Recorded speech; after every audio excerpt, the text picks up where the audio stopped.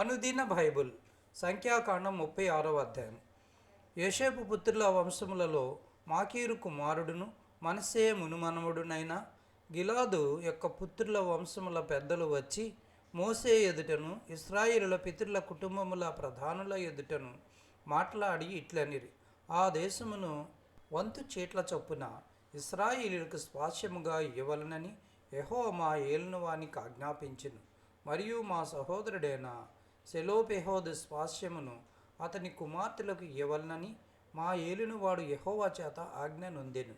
అయితే వారు ఇశ్రాయేలీయులలో వేరు గోత్రముల వారిని ఎవరినైనాను పెండ్లి చేసుకొనిన ఎడల వారి స్వాస్యం మా పితరుల స్వాస్యము నుండి తీయబడి వారు కలుసుకొన్న వారి గోత్ర స్వాస్యముతో కలుపబడి మాకు వంతు చీట్ల చొప్పున కలిగిన స్వాస్యము నుండి విడిపోవును.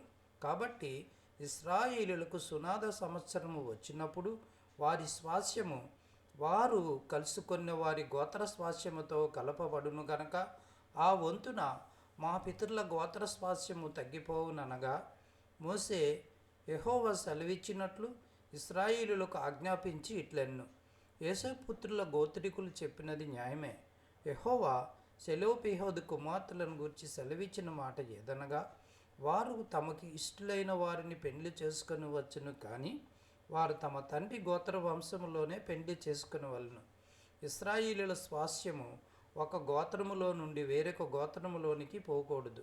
ఇశ్రాయేలీయులలో ప్రతివాడును తన తన పితరుల గోత్ర స్వాస్యమును హత్తుకొని ఉండవలెను.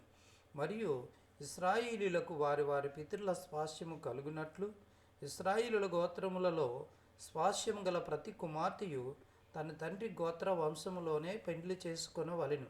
స్వాస్థ్యము ఒక గోత్రములో నుండి వేరొక గోత్రమునకు పోకూడదు. ఇశ్రాయేలీయుల గోత్రములు వారి వారి స్వాస్యములలో నిలిచి ఉండవలెను.